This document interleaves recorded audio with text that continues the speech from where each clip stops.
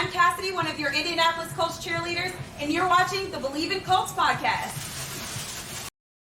What's going on, Colts Nation? I'm Lawrence Owen. With me, as usual, is my guys Rodney McLeod and Jerraud Powers, and we are going to be talking about Week 7 of the NFL. Indianapolis Colts, Tennessee Titans. Guys, huge game. We talk about this.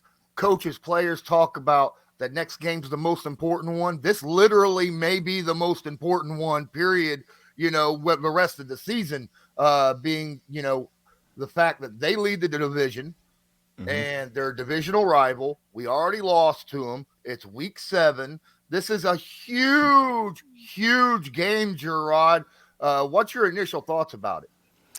It's kind of not necessarily the game. It's kind of crazy that this is our second time already playing the Titans. We already played Jacksonville twice, and we only got the Texans far as another division game outside of this last one. So it's kind of crazy to think we got so much football left, but yet only 2 in-house games, if that makes sense. So it puts the importance on this game even more because, you win this one and knowing you only got one left, you don't want to have to rely on another team to lose or anything. You want to kind of have your season fate in your own hands. You don't want to be waiting at the end of the year for this team to lose or that team to lose to get in. So we know that, in winning this game with Titans already winning one of them, we have to win this game to put ourselves in position to win the division to make sure that we can get into the playoffs and do all those type of things. But it's very important. Rival game, like you noticed. Rodney knows exactly the plays that they're going to run. Tennessee knows exactly the plays that we're going to run. And it's just a matter of who's going to execute the best. I think my take on it is just like it was the first game. Whoever stops the run is going to win that game. And the last time we played them, obviously, we didn't stop the run like we should have. Derrick Henry had a pretty good game, and they end up being victorious. So it's going to be another huge challenge for us. I think we're up for the challenge. I think we are a different team compared to the last time we faced those guys. I mean, we're coming off back-to-back wins. We got a lot of momentum. It's confidence in the building. Offense is playing better. So it's going to be one of those games, again, to where you're going to have to put on your boxing gloves, and it's going to be a slugfest at the end of the day. Absolutely. Rodney, hey, man, this will be weird.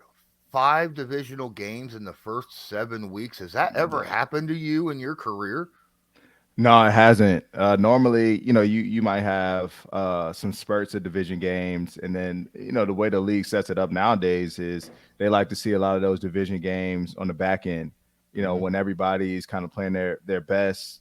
It matters. There's playoff implications at hand, at state. So I feel like they do a very good job at how they set up this schedule. I'm always interested to see, and especially me being in Philly for the past 6 years, like there is always a guarantee we're playing those teams down the stretch. We may have started, the season off 4-7, but somehow we have a run of division opponents on that back end, that stretch, man. And like I've seen us walk away and be able to win those division games to go into the playoffs. But now, coming into this year, it was imperative that we get off to a good start. And I know in the past, the Colts, we haven't. And we kind of started things off a little slow this year too, but now we're starting to hit our shot at the right time, right? And I talked about it. It is like that playoff mode. It's in the beginning of the year. We're at that Week 7 mark, but you win this, you're in control of your own destiny, like Jerraud said. And so we have to understand what's at stake. It's hostile territory. We're going on the road, man, with one mission and one thing on our mind, and that's win. And like I said, we don't care how we get it done. It's just find a way and what I'm saying, come away with this win, end up with first place in the division, and let's move forward and take care of business for the rest of the way. Guys, BetOnline is back and remains your number one source for all your football betting needs this season. You'll find the latest odds, matchup info, player news, and game trends. As your continued source for all sports wagering info, BetOnline features live betting, free contests, live scores, and giveaways all season long. Always the fastest and easiest way to bet on all your favorite sports and events like Major League Baseball, MMA, tennis, boxing, even golf. Head to betonline.ag to join and receive your 100% welcome bonus with your first deposit. Make sure to use promo code Bleav, that's BLEAV, to receive your rewards. Bet online, where the game starts. All right. So it's kind of odd. The only game that we'll have left in the division will be Week 18 against the Texans. Week 17. I remember when the schedule dropped, and I was like, boy, the last 2 games of the year is going to be cakewalk. It's the Giants and the Texans. And now you go look at the Giants, and you're like, crap, that might be our toughest game. So we got, I'm going to tell you right now, Rodney, I love the Indianapolis Colts, but if we play the exact same way against the run, against Derrick Henry, the way we played against Jacksonville, it ain't going to be 230 plus. It's going to be 400 plus. All right. So how are we looking at this walking into this? How important is getting Derrick Henry on the ground now? It's huge. We got to take a look back at that first game to see what worked, what we didn't do well, which we have done. And I think we've corrected a lot of those issues, but knowing what we put on tape last week, they're going to look at that and look to try and replicate that in their own way, using some of the plays that were effective versus us with the Jaguars, but also what worked the first time around. And so we're going to have to make sure that we are gap sound, we execute at a high level. That's what it all comes down to. It's execution in the moment, right? And we have to find a way to start fast. We have to limit them, obviously, to minimal gains on the run, get after Tannehill in the passing game, blanket those receivers up. We know everything is built off of the run, play action effect, but we have to control 22. When you look back at the first game, I think he had 150 yards in the first half. He was effective in the screen game. And the plays that have hurt us have been screens, obviously last week, in the run as well. So we're going to have our hands full, but I feel confident in our group where we are right now. We're going to get those things fixed and corrected and go into Tennessee, man, ready to execute, ready to play our best ball, and walk away with a win. Jerraud, is there anything? Man, you kind of answered the question I was going to ask you. Everybody kind of focuses. I mean, it's every week with Derrick Henry. Every game he plays, he knows he's going to be the focus. He knows I guess the challenge that he's going to be facing with 8 in the box, 9 in the box, trying to stop the run. How difficult is it as a defender for you guys to kind of stay focused on the pass? Because when you watch the Titans now, it seems like the passing game is starting to come along for them. Everybody knew that their strongest point was their run game. Their weakest point was their pass. But then you cut on the film. Now Robert Woods is making more catches. Tannehill is throwing it, better from within the pocket. How important it is for a secondary to make sure they're reading their keys, playing pass first, and making sure they're sound on that back end. Because when you get kind of too caught up in the run, like you said, you'll give up a play or two just because your eyes are on 22 and not where they're supposed to be. So how important is that as a secondary defender to making sure your eyes are in the right spots so you can get those reads, whether it's run or pass? Yeah, that's huge. I mean, it's a very important part of the game. It's day one fundamentals, right? Good eyes, good technique, good fundamentals, and you have to bring that to every stadium, that you enter on Sundays. And so that is going to be key for us. And you talk about eye control, whether that's eye control on the crack replace, right? Like I talked about, one of the things that we have to do better at, as a secondary, or whether it's, being able to read the difference between run and pass as a post defender, right?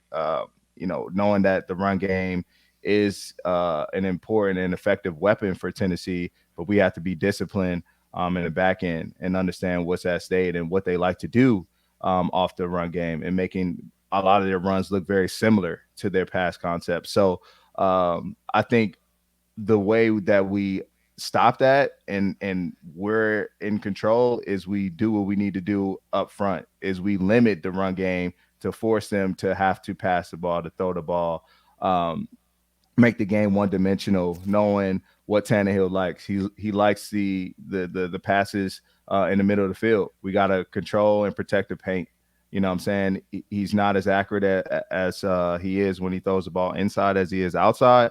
So we have to be able to control the pack the paint, stop the run, and that'll put us in a good position to win the game. Thank you for watching Jerraud Powers and I here on Bleav in Colts, part of the Bleav Podcast Network. Don't forget to smash that like button, hit subscribe if you're not subscribed, and tag that notification bell so that you're notified next time we upload a video or go live. And don't forget, you can hit that little red share button, help us out a lot with exposure and getting our stuff out to more fans. Now, let's get back to the video. So I got a question. I'd like both of you to answer. You get either or of this question, but it's imperative at times where a defense disguises their coverage perfectly, right? Whether it's trying to show man and actually going into zone, or disguising a blitz or something of that nature, not tipping your hat off to the opposing offense of what you're getting ready to do, because it's a little bit out of the norm, so to speak, sometimes. How difficult is that to not tip your hat at times when you're playing when you're getting, like, let's say for you, Rodney, safety blitz is called, right? And you got to kind of creep up a little bit, but not show, hey, I'm coming. Well, like, it all depends, to be honest. I mean, I think this is one of those games where you can use, I guess, their strengths, to our advantage, right? Knowing we're going to load the box, you know what I'm saying, at times to stop that run game. A lot of what we do is kind of shown from that eight-man front. So at the end of the day, everything is about timing. Everything is about being able to see what type of indicators, formations they line up in, to be able to also give you a better chance at disguise. Sometimes, as Jerraud knows, man, like, they're in these condensed formations. You can't disguise. Yeah. You got to get down, get ready to rock. There's other opportunities that we'll be given where we got to take advantage of to try to create some indecision of the quarterback. Yeah, so like what I think Rodney's trying to say a little bit, Lawrence, like sometimes if you have a safety blitz coming and then that receiver is in a condensed split, or he's kind of, closer to the end line of the scrimmage or whatnot, he can't sit back there and wait too long, just because he knows that receiver, if he's blitzing on the outside, that receiver is probably his responsibility is to crack him or to block down on him. And you always want to make the corners have to tackle in the NFL. It's crazy that, right now we're worried about Derrick Henry and all that. But when I played, it was Chris Johnson, with the Titans, CJ2K, so even though he didn't have the power Derrick Henry had, we used to have to load the box because we knew if he got out in space and we didn't have enough guys around him, it wasn't a soul in the stadium that was going to catch him, so it was, I remember, playing, and when we were getting ready to, game plan and practicing versus him, coaches was like, look, forget the disguise. I want them to know that, we're in the box. Hey, today or this week, secondary, it's on you. Hey, corner, it's on you. They're going to know we're in one-on-one on the outside or whatever the case may be, like win your matchup. So every time you play some of these games that have these big-time running backs, I mean, offensive coordinators know you better not try to disguise too much and have a person out of position to where he can't, get in the spot to where he has to make that play. So this will be like this. That's what I mean by this will be one of them games. Tennessee is going to know exactly what we're in defensively, and in those type of situations. And sometimes you go into the game and you tell certain positions like, hey, we expect you guys to win your matchup. We like our corners versus their receivers. We like our safeties versus the tight end or whatever the case may be. Like, look, we have to put 8 in this box. Y'all have to win your matchups on the outside. And then you go into the game. If something happened different, you just adjust. You help where it's needed. But going into that week, it's like, nah, Rodney, I know last week I told you to creep down in that box. Nah, this week, go ahead, line up. We got to get you downhill right now. So it's just one of those situations. That's what I mean by sometimes you playing games to where you're going to put on them boxing gloves. They're going to know what you're doing. You're going to know what they're doing. And it's whoever's going to punch whoever in the mouth first to win this type game. That's why the Colts-Tennessee matchup is always a good matchup. They know each other. You're not going to trick them. You're not going to fake anybody out. It's just about going out there and physically trying to put your will on them. Absolutely. Rodney, every team has to deal with injuries, and we've talked about this on multiple times on this about the next man up. Now, we know that Kwity Paye is out for a while with that ankle. Last week, I think 65 snaps for Tyquan Lewis. Can you give us some thoughts about the young defensive end? Yeah, man. Ty is a very versatile guy for us. He's playing inside, plays outside, really a selfless guy, but does it all. Strong at the point of attack, can play the run well. I think, even when you look at that 4th and 1 stop that we had, he was at the point of attack on that play, getting good knockback, pushback, that force, Trevor Lawrence to have to make the pitch, and speed was there to finish the job. So he's been very effective for us, man, since his return, coming off a major, knee injury last year, Bleav versus the Titans, man. So I know, both of these games mean a lot to him because of what's happened in the past, and he's clicking at the right time, man, and that D-line right now is clicking at the right time, to be honest with you. To see the work that they were doing, the pressure they were putting on Trevor Lawrence last week, we're going to need more of that. Big Grove, man, stopping that run. Those are my guys, and they continue to play the way they do. We're going to win a lot of games. Absolutely.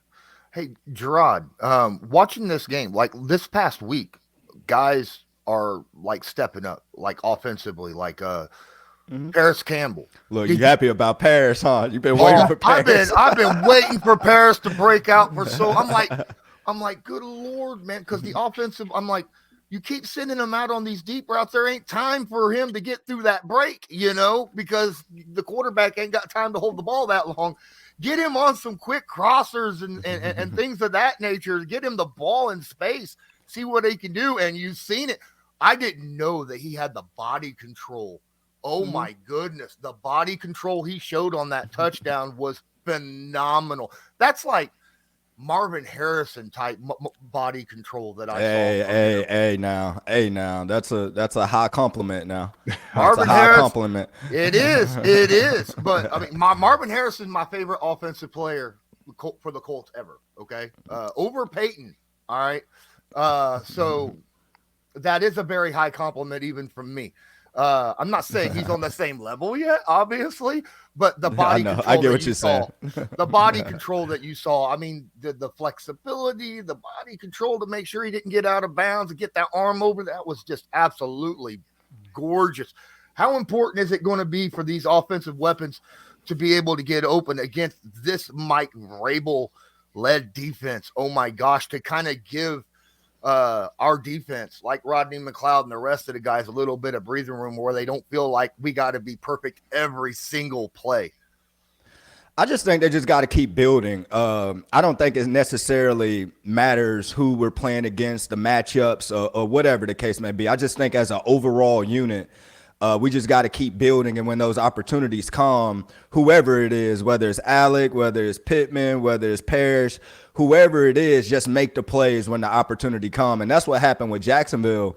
We'll be having a different conversation if some of those balls was dropped or some of these, receivers are not open at the right moment or whatnot. So I just think we just got to continue to build because this is a young wide receiver core. And I think if they just get better as a whole, it's going to make the offense even that much better. I know we're looking for that one guy to kind of just step up and separate himself, but I'll take having 3-4 just solid, good receivers rather than one good one and everybody else you can't depend on them. So I'll take a solid, just overall group who is just out there, and whenever their opportunity comes, they're cashing in on it. So going into this week, we know the Titans have some legit good corners, good safeties, good linebackers. Like you said, Vrabel's always had a good defense. But I just think they just got to go out there and continue to sharpen that iron and just get better. So even though they had a good game last week, I think going into this week, the whole focus will be we got to be better than we were last week. Just keep building. So I think it's going to be very important. I think so. Thank you. Well, I think that's going to do it outside of our predictions for the game. Rodney, I'm not going to ask you to throw down predictions. Just a dub. Yeah, just a dub. That's absolutely. I don't want to feed any kind of stuff to the opposing team to use as fuel. Jerraud, what are you looking at in this game? What do you think the final outcome will be? I'm going to go. I do think that it's going to be a lot of clock being ran. Obviously, everybody know when you play Tennessee, if they're running the ball, that clock's going to be moving. And obviously, we're going to try to run the ball as well. So I do think this game will be like a fast game where it kind of gets over a little quick. But I think some points will be scored from us. And I'm going to take us having 28 to Tennessee 17. That's what I'm going to take. And I'm going to try to be in attendance too, Rodney. If I'm coming, I'm going to hit you up and let you know. But normally I take my boys to this game. We're like 40 minutes from Nashville. So we normally come up for this one. Yeah, let me know. Awesome. I will. One thing about this game that we really have to take in consideration, they're going to have 2 weeks to prepare for the Indianapolis Colts. This past week was the Titans bye week. So that's going to be a little bit of a extra challenge for the Colts walking into this game. I really do think that both offenses will probably play pretty good in this game. I feel like, as you say, the Colts offense is finally starting to hit their stride. They're finding their pieces on the offensive line. Obviously the quick no huddle, quick pace thing is working really well. But my goodness, I never can count out a Mike Vrabel team when it comes to Derrick Henry or his defense. I think there's going to be points scored as well. I just don't know if it's going to be like super, super high. I think it's going to be a really, really tight game. 24-21. Okay. I think it could go either way, honestly, because this is in Tennessee. Let's not forget that either, and on a bye week. Good crowd. Tennessee fans are normally rowdy. It's always a good crowd in Nashville. So big game. I love my Colts, but I got to keep it real, So I think it could go either way. So prove me, Rodney, and the rest of the Colts, go out there and get that dub for us, because I'm gonna need a little more confidence. That's what I was about to say. I said my 28-17. I said my 28-17 with confidence. Like, come on. Confidence. Yeah, now it's 24-21. Like, we're on back-to-back wins. Ooh. We're playing good ball. Like, you were more confident 2-3 weeks ago than you are now. We're playing our best ball. Yeah, I don't know. Well, there's a lot of, like I said, we haven't beaten Tennessee in a while. Right. Period. They swept us last year, huh? They swept us last year. Gotcha. They're on the bye. They're on the bye. They're at home. They've got a lot in their favor. I think our offense will look good. I think this will be a great game to watch. And I think the Colts can win. Teams coming off the bye week, man, start a little slow. I'm telling you. Sometimes that rhythm get off. That rhythm get off a little bit. So, be careful with it. It's working to their advantage. Yeah, they got good rest, but they got good rest. But it also has a lot to do with coaching, right? Can the coach, get and let's look. Vrabel's a heck of a coach. All right. Frank's a heck of a coach too. Stop giving Vrabel so much credit. Champion. There we go. That's what I was about to say. Like, Vrabel ain't won no bowl yet as a coach, so let's wait a minute for a little bit. No, you're right. Like I said, I think either team could win this game, though, in my opinion. So I'm looking for a really good, close game, hoping the Colts win. So go out there and get her done. I appreciate that, guys. Yes, I'm not all on that whole the Colts are going to blow them out this game. All right, sorry. But if they do, I'll be excited about it. All right. Because I'm rooting for everybody. All right. I think that's going to do it for this preview of the Indianapolis Colts, Tennessee Titans, this upcoming week 7 of the NFL. If you're watching or listening, please don't forget, hit subscribe, download, share to your favorite social media. Make sure you give myself, Rodney McLeod, and Jerraud Powers follows on our social media. And this has been Bleav in Colts, brought to you by Bet Online. And as usual, go Colts. Do you believe?